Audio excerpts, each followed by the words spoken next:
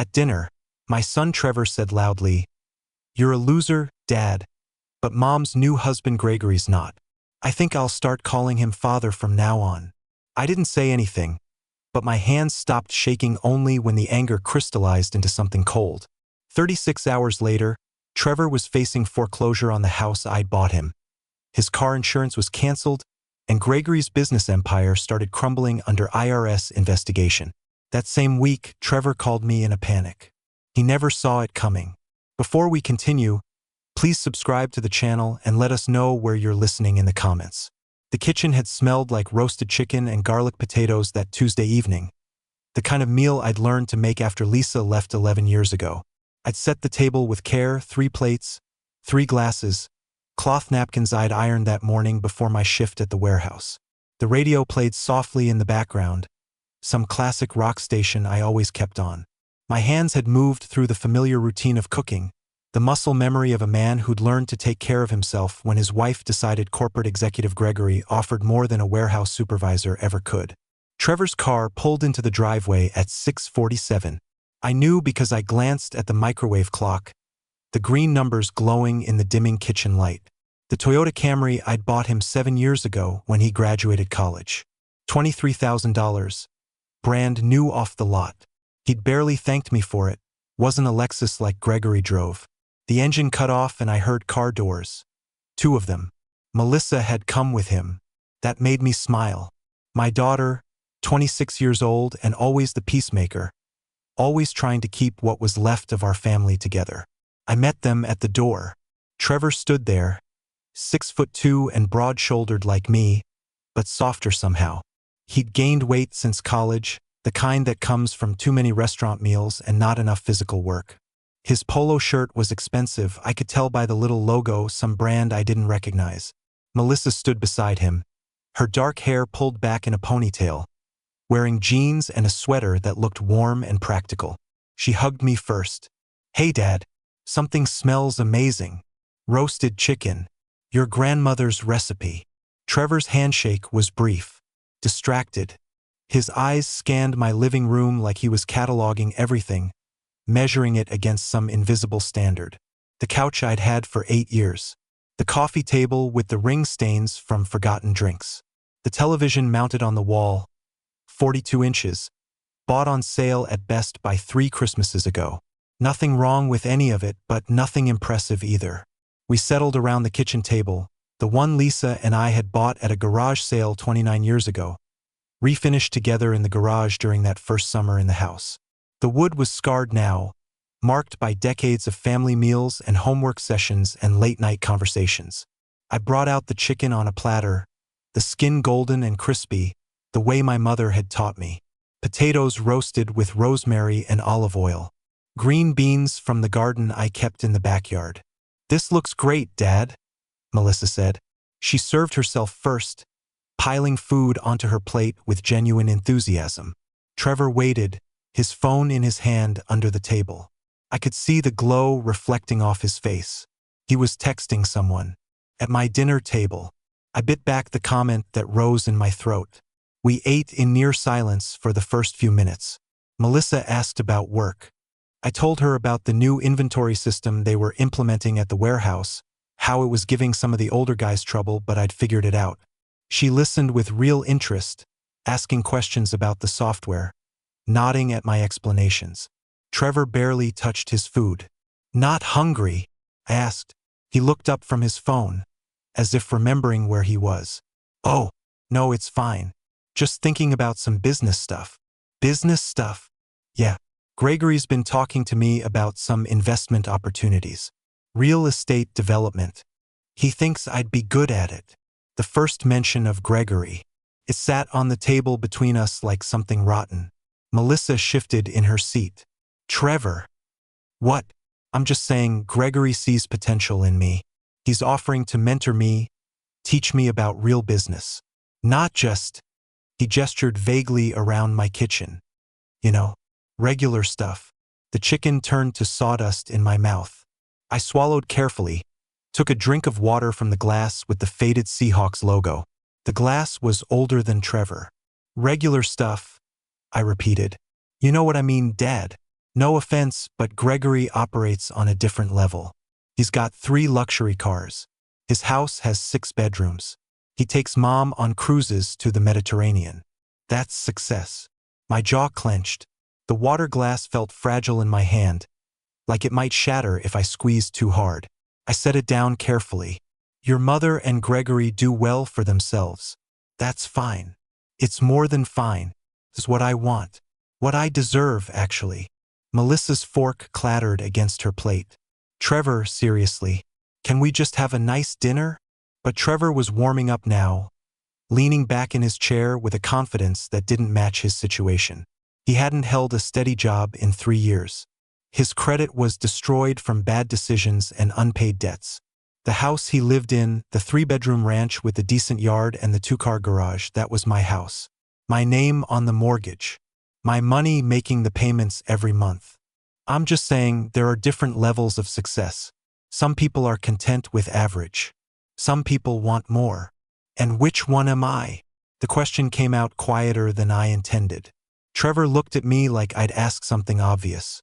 Dad, you've worked at the same warehouse for 37 years. You drive a 10-year-old Silverado. This house is nice, don't get me wrong, but it's not exactly impressive. You're comfortable, average, and that's fine for you. The room felt smaller suddenly, the walls closing in. I could hear the refrigerator humming in the corner, the same refrigerator that had kept his lunches cold when he was in elementary school, kept his late-night snacks fresh when he came home from college parties, kept his groceries when he was between jobs and living here rent-free. Dad does just fine, Melissa said. Her voice had an edge now. He's worked hard his whole life. He put us through school, gave us everything we needed. Sure, the basics. But Gregory's offering me more than basics. He's talking about backing my ventures. Real capital. Not just. Trevor waved his hand dismissively. Whatever this is. I thought about the Toyota Camry sitting in Trevor's driveway. Brand new, purchased 7 years ago when he graduated from Portland State. $23,000. I'd written the check at the dealership, watched him drive it off the lot with barely a thank you because it wasn't a Lexus like Gregory drove. I thought about the house. The down payment I'd scraped together from my savings, $47,000 that had taken me 8 years to accumulate. The mortgage payments I'd been making alone for the past 5 years, every month without fail, while Trevor bounced from one failed opportunity to another. I thought about the check I'd written him at Thanksgiving just 3 weeks ago. $1,500 for car repairs he claimed were urgent. He'd folded it into his wallet without looking at it, still complaining about how Gregory was taking Lisa to Maui for Christmas. More chicken? I asked, my voice steady. Melissa recognized the tone. She'd heard it before, years ago, when her mother had announced she was leaving. That careful, controlled voice that meant I was holding something back. Dad, I'm serious about the mentorship, Trevor continued, oblivious. Gregory says I remind him of himself at my age. Ambitious, forward-thinking, not stuck in old patterns. Stuck in old patterns. Yeah, I mean, no offense, but you've been doing the same thing forever. Same job, same house, same routine. That's fine if you don't want more, but I do. I want what Gregory has. And honestly, he looked at me across the table. My son who I'd held as a baby, taught to ride a bike, sat with through every nightmare and fever and disappointment. I think I'll start calling him father from now on. He's more of a role model than, The silence that followed could have shattered glass. Melissa stood up so fast her chair scraped against the floor. Trevor, what the hell is wrong with you? I'm just being honest. Dad's a good guy, but he's a loser compared to Gregory. Gregory's got it all figured out.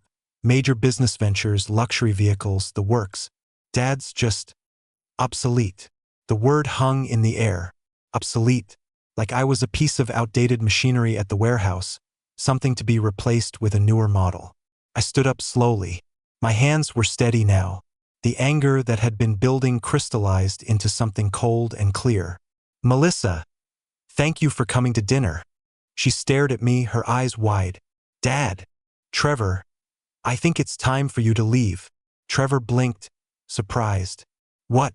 I didn't mean, look, I'm just saying. You said plenty. You can go now. He stood, but there was confusion in his face, like he couldn't understand why I'd take offense at being called a loser at my own dinner table. Dad, come on. Don't be sensitive. I'm just being real with you. Out. The single word carried 37 years of authority, the voice I'd used when he was 16 and came home drunk, when he was 20 and wrecked his first car, when he was 25 and asked me to co-sign a loan I knew he'd never repay. Trevor grabbed his keys from the counter. Fine. Whatever. You know where to find me when you want to apologize. They left. Melissa lingered at the door, her face twisted with distress. Dad, he didn't mean it. He's just. Drive safe, honey. She hugged me, quick and tight, then followed her brother out into the October evening. I watched their taillights disappear down the street, Trevor's F-150 leading the way, Melissa's Honda following at a distance. I stood in my kitchen, looking at the half-eaten dinner, the chicken going cold on the serving platter, the potatoes congealing in their dish. 3 place settings, 1 barely touched. The house was quiet. I went to the backyard, grabbed a beer from the cooler I kept by the shed, and sat in the lawn chair facing the fence. The Oregon sky was clear that night, unusual for October. Stars scattered across the darkness like spilled salt. The beer was cold. A cheap domestic brand, nothing fancy. The kind of beer an average, obsolete man drinks. I thought about the house Trevor lived in. My house. The one I'd bought to give him a foundation, a place to build from. He'd promised to take over the payments. That had been 5 years ago. Just this once, Dad. Just until I land something major. The major job never came. The payments stayed my responsibility. Mortgage, $1,362 per month. Property taxes, $217 per month. Insurance, $143 per month. Every month for 5 years. Over $100,000. I thought about the Camry. Still running fine because I'd paid for oil changes and maintenance. 7 years of insurance premiums I'd covered. Another $12,000, roughly. I thought about the rent assistance when he'd lived in that apartment downtown. The bill payments when his credit cards maxed out. The emergency loans that were never repaid. The check at Thanksgiving. Conservative estimate? Another $40,000 over the years. My phone buzzed. A text from Melissa. Dad, I'm sorry. He's being horrible.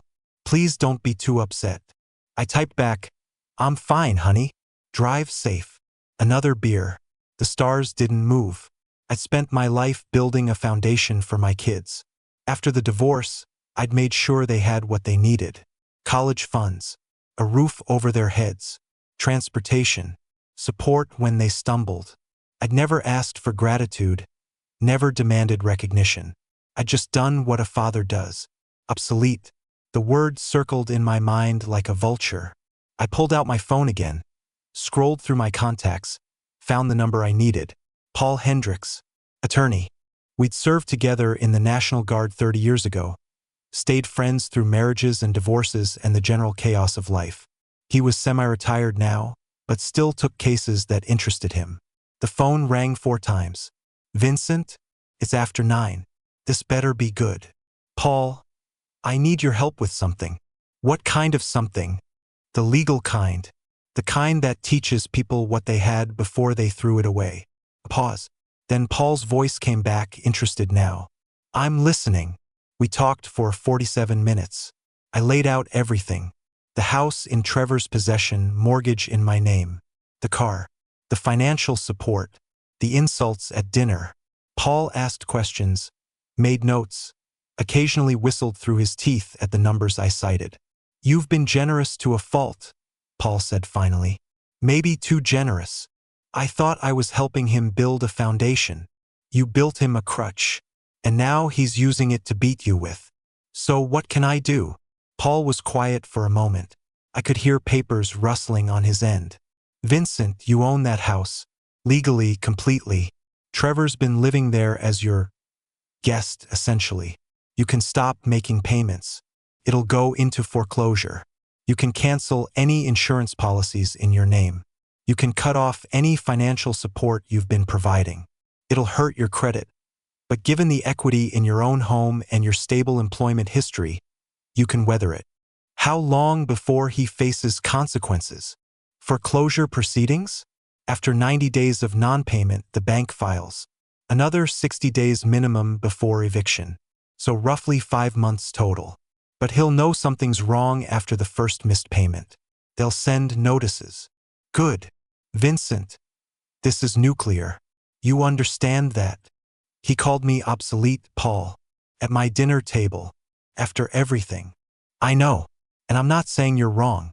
I'm saying be sure. This will burn bridges. I looked at the stars. Constant.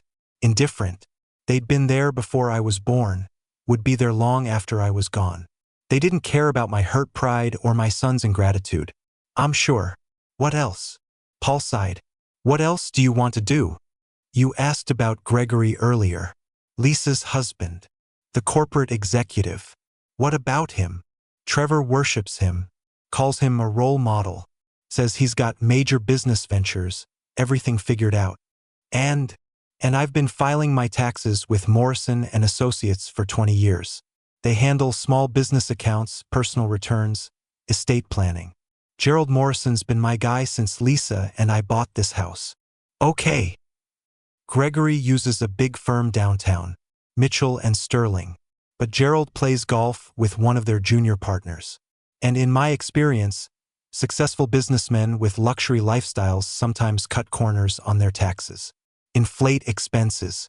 Claim questionable deductions. Get creative with offshore accounts. Paul was quiet for a long moment. When he spoke, his voice had changed. Sharper. Vincent, what exactly are you suggesting? I'm suggesting that maybe someone should take a closer look at Gregory's tax filings. Anonymous tip to the IRS. Just concerned citizen stuff. Making sure everyone's paying their fair share. You have access to his tax information? I might. Lisa and I were married 21 years. I know things. Social security numbers. Business entity names. Properties held in trust. She wasn't great about securing paperwork during the divorce. Some things got mixed up. That's Vincent, that's playing with fire. So is calling your father-in-law a loser while he pays your mortgage. So is telling the man who bought you a house that he's obsolete. Fire works both ways, Paul. Another pause. Longer this time. I'm not saying I'll help you do anything illegal. I'm not asking you to. I'm asking you to file a formal complaint with the IRS if evidence of tax fraud surfaces. That's your professional obligation as an attorney if you become aware of criminal activity. Convenient how you'd discover such evidence. Isn't it? Paul laughed, but it wasn't a happy sound. You've thought this through. I've had 3 hours and 3 beers to think about it. All right, let me look into some things. Discreetly. And Vincent. Yeah, your son's an idiot. For what it's worth. Appreciated. We hung up. I finished my 4th beer, went inside, cleaned up the dinner dishes. The chicken went into containers for lunch the next few days. Waste not. That's what my mother always said. She'd lived through real poverty during the Depression, raised 5 kids on a factory worker's salary. She taught me about value, about gratitude, about respecting what you had and the people who helped you get it. I slept poorly that night, kept seeing Trevor's face across the table, that casual dismissal in his eyes, kept hearing the word, obsolete. I was at work by 6 the next morning. Wednesday. The warehouse was cold, the heaters not quite keeping up with the October chill. I did my rounds, checked inventory, supervised the morning shipments. My crew was good guys who'd worked with me for years, who showed up on time and did their jobs without drama. We moved 47 pallets before lunch. Efficiency through routine. Nothing flashy, nothing impressive. Just reliable. Paul called at 1:15 during my lunch break. I was in the break room, eating leftover chicken and potatoes from a Tupperware container. I did some preliminary digging, he said without preamble. Your instincts about Gregory might be right. How right? Can't say for sure without seeing actual returns, but there are some public records that raise questions. He's got an S-corp that reported significant losses 3 years running, yet he's living a lifestyle that doesn't match. His business address is a strip mall mailbox. He's got property holdings in Nevada that seem designed for asset protection, not legitimate business purposes. So someone should take a closer look. Someone should. And if someone were to file an anonymous tip with the IRS, including specific entity names and tax years, they might pay attention. How would someone file such a tip? Form 3949A, Information Referral, can be submitted online or by mail, anonymous if desired. The IRS likes specifics, names, addresses, tax years, specific violations suspected. And if this tip came from someone who happened to have insider knowledge, would that be problematic? Depends on how they obtained that knowledge. If it was from previously shared documents during a marriage, legally gray area. If they hacked his computer, problem. If they just happened to have records from when his wife was married to someone else, probably defensible. Hypothetically, always hypothetically, Vincent. What happens after a tip is filed? IRS reviews it. If there's merit, they start an audit. Audits can take months, sometimes years. But if they find significant irregularities, penalties, fines, possible criminal charges depending on severity. And the process itself is disruptive. Clients get nervous when they hear their accountant or business partner is under audit. People start pulling out of deals.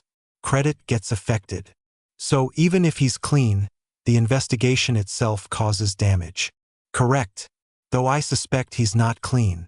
How long before something happens? After filing? 6 to 8 weeks before any initial contact from the IRS usually. Could be faster with good evidence and if they're experiencing a crackdown on particular types of fraud. I ate another forkful of chicken. It was still good, even cold. Send me the form information. Vincent. Send it. This really is nuclear. He took my son from me, Paul. Turned him into someone who looks at me with contempt. Someone who thinks success is measured in luxury vehicles and Mediterranean cruises. My son called me obsolete because Gregory showed him a shinier life and made him forget where he came from. Your son made his own choices, with Gregory's encouragement. And now he needs to see what happens when the foundation crumbles. Paul was quiet. Then, I'll email you the information. And Vincent, be careful. People with Gregory's kind of money have resources. Lawyers, investigators. If he figures out it's you, he won't. Famous last words. The email arrived 17 minutes later. Form 3949A. Instructions. Links to IRS guidelines on what constitutes reportable tax fraud. I read through it all during my afternoon break, sitting in the Silverado in the warehouse parking lot. That evening, I went through my filing cabinet. The one in my home office, the spare bedroom that still had Trevor's old posters on the walls from high school. I found what I needed in a folder labeled Divorce Papers. Final. Lisa hadn't been thorough about collecting everything. There were documents mixed in Gregory's business information from when they'd refinanced their house 3 years ago. An LLC operating agreement she'd needed me to review for some reason I couldn't remember. Asset statements from their wedding that had somehow ended up in my files. Enough information to complete Form 3949A with confidence. I filled it out methodically. Gregory's full name, social security number. I remembered it from when Lisa had listed him as a beneficiary on some insurance policy she'd wanted my opinion on. His business entities: Harper & Associates LLC, Sterling Management Corp., GH Properties, Nevada. Tax years to investigate, the last 5. Specific violations suspected: inflated business expenses, unreported income, questionable offshore accounts, fraudulent deductions. The form asked for details. I provided them. Numbered accounts in Nevada that seemed designed to hide income. Business losses that didn't match lifestyle. Expense reports for business travel that coincided with personal vacations. I'd overheard Lisa talking about these things over the years when we'd coordinated kids' schedules, never thinking much about it until now. I submitted the form electronically at 9:43 p.m. Anonymous, untraceable, just a concerned citizen doing their civic duty. Then I called Paul. It's done, I said. The IRS thing? Yes. Jesus, Vincent. You move fast when you're motivated. What about the house situation? I've drafted the paperwork. You can stop making mortgage payments effective immediately. I've prepared a notification letter to Trevor informing him that you're ceasing financial support and that he needs to make arrangements. Legal, clean, clear. When do I stop paying? Your next payment is due November 1st, 5 days from now. Don't make it. Let it lapse. The bank will send notice to the property address after 15 days. Trevor will get that notice. And the car insurance? You're listed as the primary on the Camry policy? Cancel it. You can do that with a phone call. Without insurance, he can't legally drive it. That's his problem to solve. Do it. Vincent, last chance to reconsider. This is going to hurt him. Badly. I thought about dinner. About the contempt in Trevor's eyes. About 32 years of fatherhood reduced to obsolete in one casual sentence. He needs to learn what life looks like without the foundation he's been standing on. Let him see how impressive Gregory really is when there's no safety net to catch him. All right, I'll prepare everything. Should be finalized by tomorrow afternoon. Thank you, Paul. Don't thank me. This might be the saddest thing I've done professionally in 10 years. We hung up. I sat in my quiet house, the television playing some sitcom I wasn't watching. The same couch Trevor had dismissed with his eyes. The same coffee table. The same life I'd built carefully over decades. Average. Comfortable. Obsolete. Friday morning, I called the insurance company from my lunch break. Spoke to a representative named Sandra who had the kind of cheerful voice that made you think she actually enjoyed helping people. I'd like to cancel the policy on my Toyota Camry, I told her. May I ask why you're canceling, Mr. Foster? I'm no longer using the vehicle. Are you replacing it with another vehicle we can insure? No, just canceling. I see. Well, I can process that for you. The cancellation will be effective immediately. You'll receive a prorated refund for the unused portion of your premium, which will be, let me see, $347, mailed to your address on file. That's fine. And you understand the vehicle can't be legally driven without insurance? I understand. All right, Mr. Foster, your policy is canceled. Is there anything else I can help you with today? No. Thank you. $347. I'd been paying that insurance for 7 years. $89 per month, roughly. Another $7,000 I'd spent on a car Trevor had never appreciated because it wasn't a Lexus. Saturday morning, Melissa called. I was working in the backyard, trimming the hedge along the fence. Manual labor. Nothing fancy. Just maintenance. Dad, what's going on? Morning, honey. What do you mean? Trevor's freaking out. He tried to call you like 10 times yesterday. I've been busy. Dad, he's saying you canceled his car insurance. Is that true? I snipped another branch. The hedge trimmer was old, manual, required actual effort. But it worked. Reliable. Yes. Why would you do that? Because it's my insurance policy on my car. I decided I didn't want to maintain it anymore. But he drives that car. That's something he'll need to figure out. Pause. I could hear traffic noise in the background. She was calling from her apartment, probably sitting on her little balcony where she liked to have her morning coffee. Dad, he's really upset. He said some really stupid things at dinner, I know. But this seems extreme. Does it? Yeah. I mean, the insurance thing, that's his transportation. Melissa, how long have I been paying that insurance? I don't know. A while. 7 years. $89 per month. Every month. On a car I gave him after graduation. A car he never thanked me for because it wasn't nice enough. I know he's ungrateful sometimes. He called me obsolete. At my dinner table. After I'd cooked dinner for him. He said he wanted to call Gregory father instead of me. Do you understand what that means? Her voice got smaller. I know. I was there. It was awful. So maybe it's time Trevor learned what it means to stand on his own, without the obsolete father propping him up. Dad, I love you, honey, but this is between me and your brother. Stay out of it. He's going to call you again. He can call all he wants. I'm not answering. I hung up, finished trimming the hedge. The yard looked neat, maintained. Nothing special, just taken care of properly. The way things should be. Trevor called 6 times that day. I didn't answer. He left voicemails that progressed from confused to angry to panicked. Dad, what the hell? Call me back.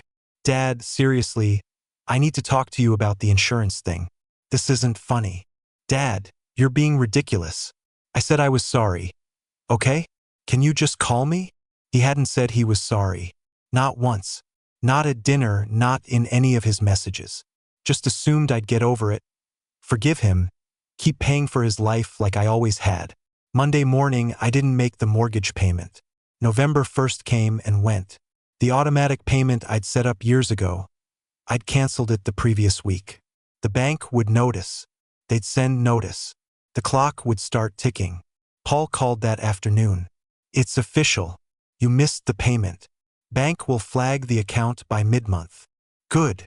Trevor's going to figure it out. Eventually. You're really committed to this.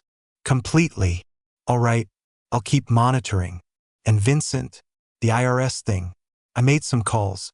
Informal stuff, friend of a friend type conversations. Word is they're actually prioritizing cases involving S-Corps with suspicious loss patterns. Your tip might get fast-tracked. How fast? Maybe 4 weeks instead of 8. Especially if the information provided is detailed, which yours was. Excellent. You're enjoying this. I'm teaching my son a valuable lesson about foundations and gratitude. If that happens to inconvenience Gregory as well, added bonus. Work continued. Life continued. I showed up at the warehouse every morning, did my job, came home to my average house and my comfortable routine. I cooked dinner, watched television, maintained the yard. Normal life. Obsolete life. Trevor's calls became more frequent, more desperate. By the 3rd week of November, the messages had changed tone completely. Dad, please. I got a notice from the bank. They're saying the mortgage is delinquent. There's got to be a mistake. Can you call them? Please. I deleted the voicemail. Dad, I don't understand what's happening. The bank sent another letter. They're talking about foreclosure if the payment isn't made. This is your mortgage, you need to fix this. Call me back. I deleted that one too. Dad, what are you doing? Is this because of what I said at dinner? I didn't mean it, okay? I was just talking. Please, the bank is saying I have to vacate if this isn't resolved. Dad, please. The desperation was growing. Good. Let him feel what it's like when the foundation starts cracking. Melissa called regularly. I answered her calls because she'd done nothing wrong. She was caught in the middle, trying to mediate, trying to understand. Dad, Trevor's really scared. The bank is sending foreclosure notices. That's what happens when mortgage payments aren't made. But it's your mortgage. You're letting it go into foreclosure on purpose. Yes. Why? Because he needs to learn what he had, what he threw away, what happens when you bite the hand that's been feeding you for years. This is really harsh, Dad. Is it? I bought him a house, Melissa, put $47,000 down, paid every single monthly payment for 5 years, spent over $100,000 giving him a foundation to build on. And he called me obsolete, said he wanted Gregory as his father, told me to my face I was a loser. I know. I was there. It was horrible. But this is consequences. This is reality. This is what life looks like when the obsolete father stops being the safety net. She was crying. I could hear it in her voice. I don't want our family to fall apart more than it already has. Our family fell apart when your mother left. It fractured more when she married Gregory. And it broke completely when Trevor decided I wasn't good enough to be his father. I'm not ending this family, honey. I'm just stepping back from being used. He wants to apologize. Then he can apologize. But the mortgage isn't getting paid. The support is over. He can apologize all he wants. But the consequences stand. Dad, I love you, Melissa, but stay out of this. December arrived with cold rain and gray skies. Portland winter settling in. The warehouse was busy with holiday inventory, overtime shifts, stress, and deadlines. I volunteered for extra hours. Easier than sitting at home thinking about my son losing his house. Except I wasn't really thinking about it with guilt. I was thinking about it with satisfaction. Cold, hard satisfaction. Paul updated me weekly. Bank filed formal foreclosure proceedings December 3rd. Timeline is set. Eviction date will be established after the next hearing. He's got maybe 90 days before he's physically removed from the property. And Gregory? Paul's voice held satisfaction. IRS contacted him. Initial audit notification sent November 27th. He's hired a tax attorney. Big firm, expensive. Word through the business community is he's scrambling. Some of his clients are getting nervous. Any specifics? My sources say the IRS found irregularities immediately. Inflated expenses, unreported income, exactly what you suspected. They're expanding the audit scope, looking at personal returns too, not just business entities. His attorney's trying to negotiate, but the IRS doesn't negotiate when they smell blood in the water. How bad could it get for him? Penalties alone could be 6 figures. If they find willful fraud, criminal charges are possible. But even without that, the reputational damage is significant. His business depends on trust. Hard to maintain trust when you're under IRS investigation. What about Trevor? Does he know about Gregory's troubles? Not sure, but Gregory's probably pulling back. Wealthy people don't like association with other people's problems. My guess is Trevor's discovering that his new father figure isn't as helpful when there's nothing to gain. I sat in my backyard that evening despite the cold, coat zipped up, beer in hand, the same cheap domestic brand. The stars were hidden behind clouds, but I knew they were there, constant, reliable. Trevor called that night. I answered, "Dad." His voice was broken. Raw. I could hear defeat in that single syllable. "Trevor, Dad, please, I'm begging you, make the mortgage payment. I'll pay you back, I swear. I'll get a job, any job. You'll what? Call me father again instead of obsolete." Silence. "You'll what, Trevor? Remember who bought you that house? Remember who gave you the Camry that you're apparently not driving because you don't have insurance? Remember who paid your rent, covered your bills, wrote you checks for emergencies for years? Dad, I'm sorry. Are you? Or are you sorry you're facing consequences?" "Both. I'm sorry for what I said. I was being an asshole. I know that. He's not. I thought he'd help, but he's got his own problems now, and he's basically ghosting me. I don't have anywhere to go. I don't have anything. The bank says I have to be out by February. Please. You have what you've earned, Trevor. That's what you have. I know I screwed up. I know I took you for granted. I'm sorry. Please, Dad. Please." The begging should have made me feel guilty. Didn't. It made me feel vindicated. Get a job, Trevor. Any job. Start building your own foundation instead of standing on mine. Learn what it means to work for something. Learn what it means to appreciate help when it's given. I will. Promise. I have an interview tomorrow, actually. Warehouse work. Loading docks. I'll take it if they offer. I'll do whatever it takes. Warehouse work. The same kind of work I'd done for 37 years. The obsolete work. Good. So you'll make the payment? You'll help? No. What? No, Trevor. I won't make the payment. You're going to lose that house. You're going to face the full consequences of your choices. And maybe when you're on the other side of this, you'll understand what you had and what you threw away. Dad, please. Good night, Trevor. I hung up, finished my beer, went inside, slept better than I had in weeks. Christmas came and went. I spent it with Melissa at her apartment. She'd invited Trevor, but he was barely holding it together.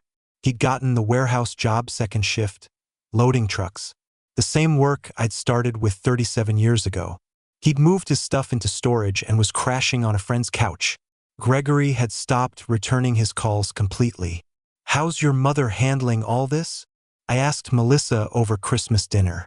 She'd cooked a small turkey, Made sides from recipes I'd taught her. She's mad at you. Says you're being cruel. Of course she does.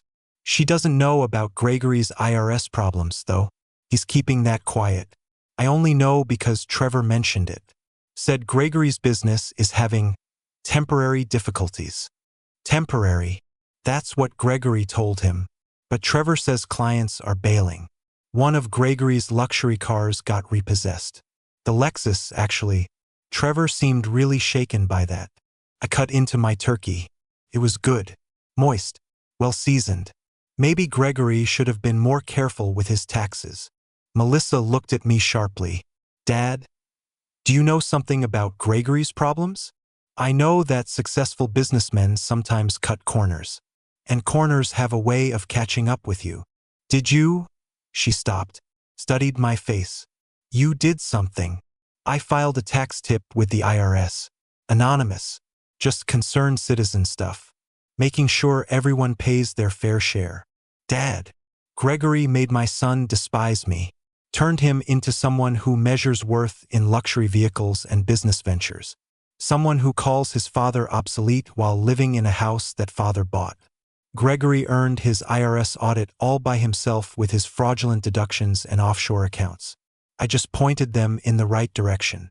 That's fair. That's fair, Melissa. Trevor wanted Gregory to be his father? Let him learn what kind of father Gregory actually is. The kind who disappears when times get tough. The kind who's more interested in using people than helping them. She was quiet for a long time. Then, Trevor's really struggling. Good. Struggling builds character. You've become really hard, Dad. No. I've become realistic. For 32 years, I built foundations for my son. And he spit on them. Now he gets to build his own foundation and learn what that costs. January brought snow. Unusual for Portland, but it came down heavy for 3 days straight. The warehouse closed for the first time in a decade. I stayed home, kept the driveway clear, watched the neighborhood turn white. Trevor called mid-month. Dad, the eviction's final. February 15th. I have to be out. Okay. I'm still working at the warehouse. Harbor Logistics on the east side. You know it? I know it. I'm trying to save money. Get my own place. It's hard with first and last month's rent, deposits, all that. And my credit's still shot. That's what happens when you ruin your credit. I know. I'm working on it. Paying old debts slowly. But Dad, I just want you to know I'm trying. I get it now. What you were teaching me. What am I teaching you? That nothing's free. That help is a gift, not a right. That I took you for granted. His voice cracked. That I was a complete asshole who didn't deserve what you gave me. I watched snow fall outside my window. Fat flakes drifting down, covering everything in white. Keep working, Trevor. Keep learning. You'll figure it out. Are we okay? Eventually. Eventually. When you've actually learned the lesson. When you can stand on your own feet and appreciate what foundation means. Okay, I can do that. I will do that. I know. We hung up. I didn't make the mortgage payment for January. Or February. The foreclosure proceeded on schedule. The house I'd bought for my son, the foundation I tried to give him, went back to the bank. They'd sell it at auction eventually. I'd take a credit hit. It was worth it. Paul called February 20th. Eviction completed. Bank took possession February 16th. Trevor's officially out. And Gregory? IRS audit expanded. Full criminal investigation now. They found evidence of willful fraud. Tax evasion charges are likely. His business is basically defunct. Reputation destroyed. His fancy house is on the market, has to liquidate assets to pay penalties.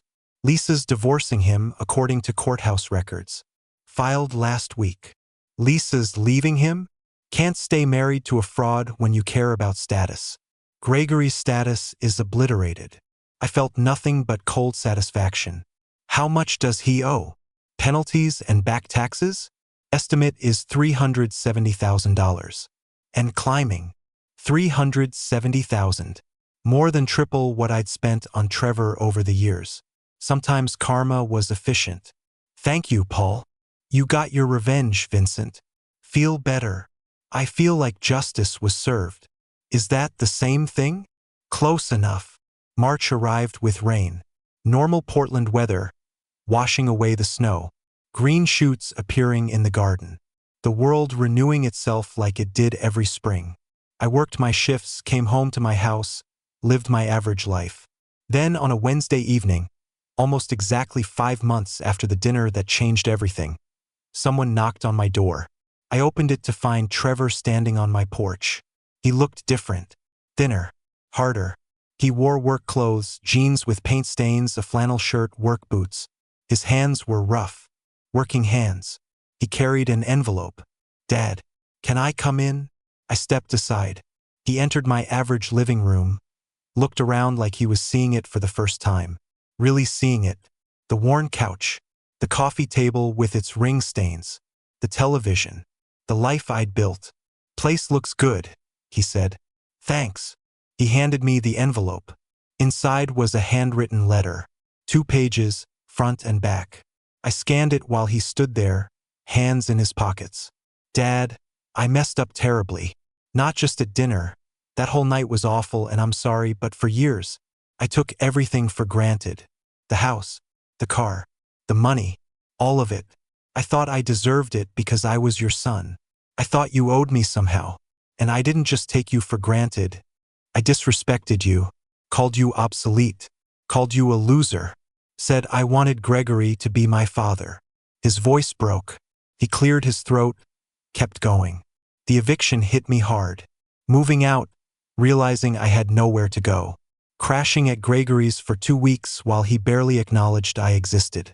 Then Gregory started pulling away when his IRS problems got serious. He dropped me completely, wouldn't return calls, acted like I didn't exist, and I realized he was never my friend. He was using me to get at you, to make you feel small, and I was stupid enough to play along. I know, I said quietly. I've been working at Harbor Logistics for 3 months now. Second shift. It's hard work. Physical. I'm exhausted every night. But it's honest. And I'm learning what you did for 37 years. Building something slowly, reliably, nothing flashy. Just showing up, doing the work, earning the paycheck. That's good, Trevor. I'm saving money, living cheap, renting a room from a guy I work with. No car, I take the bus. No luxuries, just basics. And you know what? I'm okay. I'm actually okay. Because I'm doing it myself. Building my own foundation, like you said. I folded the letter, put it back in the envelope. Why are you here? Because I owe you an apology. A real one. Face to face. Not over the phone. Not in a text. He looked me in the eye. I'm sorry, Dad. For everything. For being an ungrateful asshole. For dismissing your sacrifices. For calling you names you didn't deserve. For choosing Gregory over you. You gave me everything, and I threw it in your face. I'm sorry. Truly, deeply sorry. The words hung between us. 5 months of anger and hurt and consequences culminated in this moment. My son humbled, changed, learning. I extended my hand. Apology accepted. He looked at my hand, then at my face. Just a handshake? What did you expect? I don't know. Maybe a hug? Maybe. Trevor, your family. I love you, but you need to understand something. The old way is gone. I'm not your safety net anymore. I'm not your bank. I'm not the person who solves your problems. You stand on your own now. You build your own life. You earn your own foundation. And if you do that successfully, if you learn these lessons and actually change, then maybe we rebuild our relationship slowly. On new terms. Equal terms. He nodded slowly. I understand. Do you have a job interview tomorrow? No, why? The letter mentioned an interview. Oh, that was months ago. I got the job. Been working there since December. How's it going? Honestly? Hard, but good. My supervisor says I'm reliable. Showed up every shift, never complained. He's talking about moving me to first shift, maybe a team lead position eventually. More money. That's excellent. Yeah, it is. He smiled, small and genuine. I'm learning what you already knew.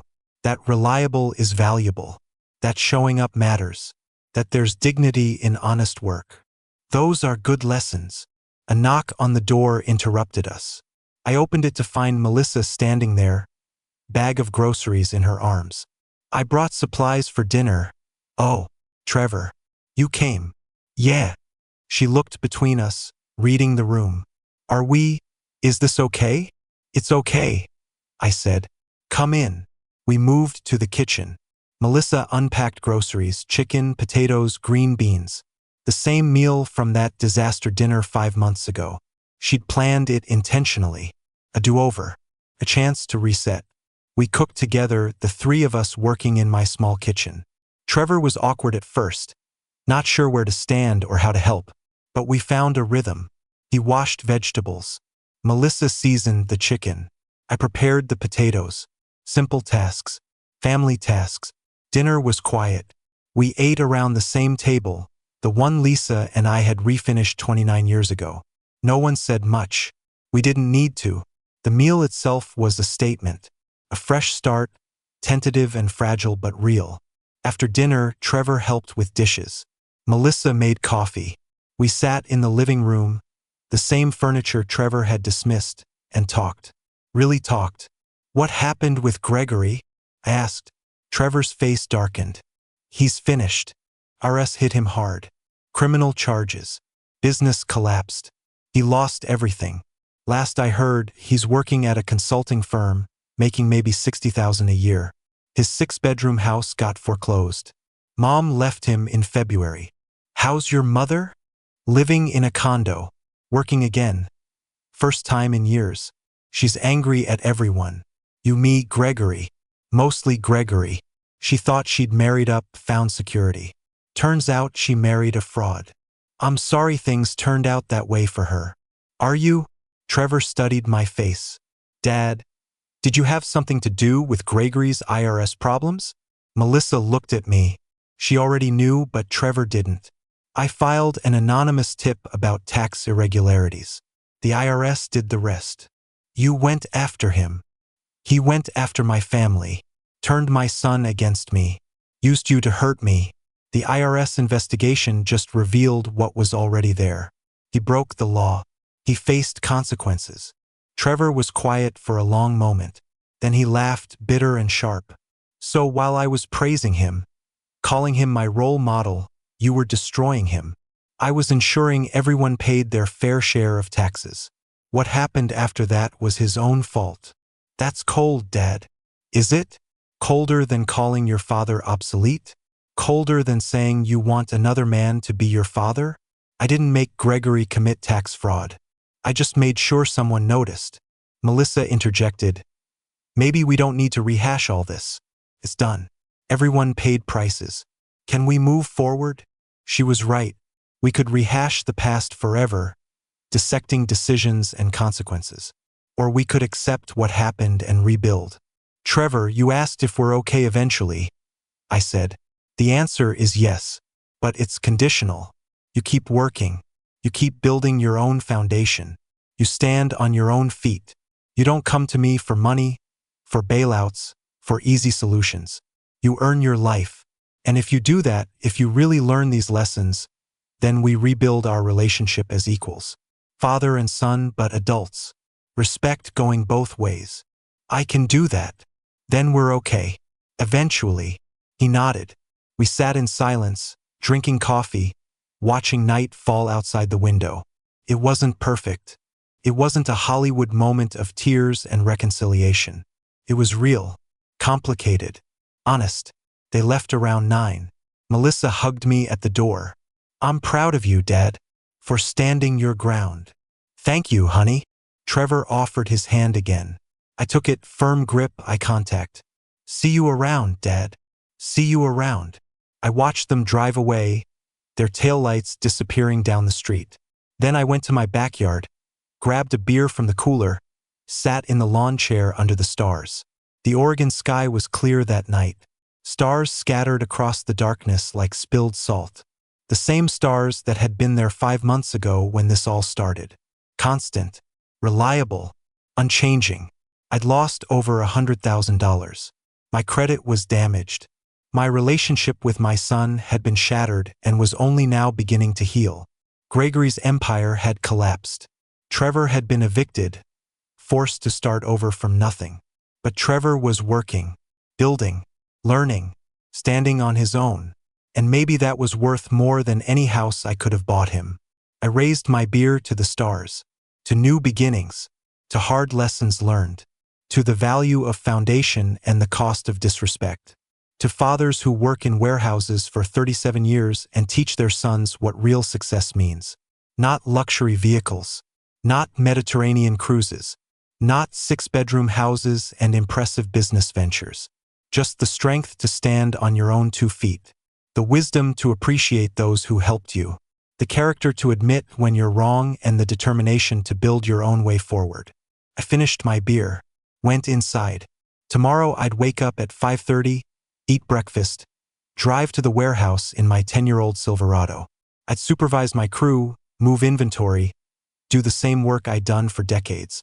Average work, comfortable work, reliable work, obsolete work. Except it wasn't obsolete at all. It was fundamental. It was the foundation everything else was built on. Trevor was learning that now, one shift at a time, one paycheck at a time. Learning what it meant to be self-sufficient. Learning what his father had known all along. That real wealth isn't measured in what you have. It's measured in what you can build, what you can maintain, what you can stand on when everything else falls away. I slept well that night. The warehouse supervisor, who'd been called a loser, had taught his son the most valuable lesson of all. And in doing so, had proven that success isn't about impressing others with what you own. It's about knowing your worth, standing your ground, and teaching the next generation what really matters.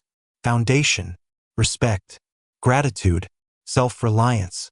Trevor would remember these lessons. They'd cost him everything he'd taken for granted. But in the end, they'd give him something far more valuable, the ability to stand on his own. And that was a gift no house, no car, no bank account could ever provide. If you liked this story, please like this video, subscribe to the channel, and share your impressions in the comments below.